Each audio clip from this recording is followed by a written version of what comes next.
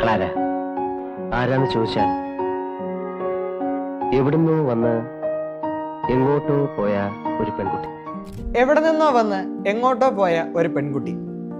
Cult classic സിനിമകളുടെ കൂട്ടത്തിൽ ഇപ്പോഴും മലയാളികൾ കാണുന്ന ഒരു cinema, and evergreen Padmarajan magical film Thoovanathumbikal. കാലം കഴിയും തോറും വീഞ്ഞിന് വീര്യം കൂടും എന്ന് പറയുന്നത് പോലെയാണ് ഈ സിനിമ. ഓരോ തവണ തൂവാനത്തുമ്പികൾ കാണുമ്പോഴും അത് പുതുതായി എന്തോ നമ്മളോട് പറയുന്നത് പോലെ, അതിന് എന്തൊക്കെയോ പ്രത്യേകതകൾ ഉള്ള പോലെ നമുക്ക് തോന്നും. പെരുമ്പാവൂർ ജി രവീന്ദ്രനാഥാണ് ഈ ചിത്രത്തിന്റെ സംഗീത സംവിധായകൻ. ഇന്നും ഒരു മഴ പെയ്താൽ മലയാളി മനസ്സിൽ ജോൺസൺ മാഷ് തയ്യാറാക്കിയ അതിമനോഹരമായ പശ്ചാത്തല സംഗീതവും അതിനോടൊപ്പം ക്ലാരയും ജയകൃഷ്ണനും രാധയും കടന്നു വരും. അത്രമാത്രം ആഴത്തിലാണ് ഈ സിനിമയിലെ കേന്ദ്ര കഥാപാത്രങ്ങളായ അവർ നമ്മുടെ ഹൃദയത്തിൽ പതിഞ്ഞിരിക്കുന്നത്. എന്താ കുട്ടിയുടെ പേര്? ക്ലാര.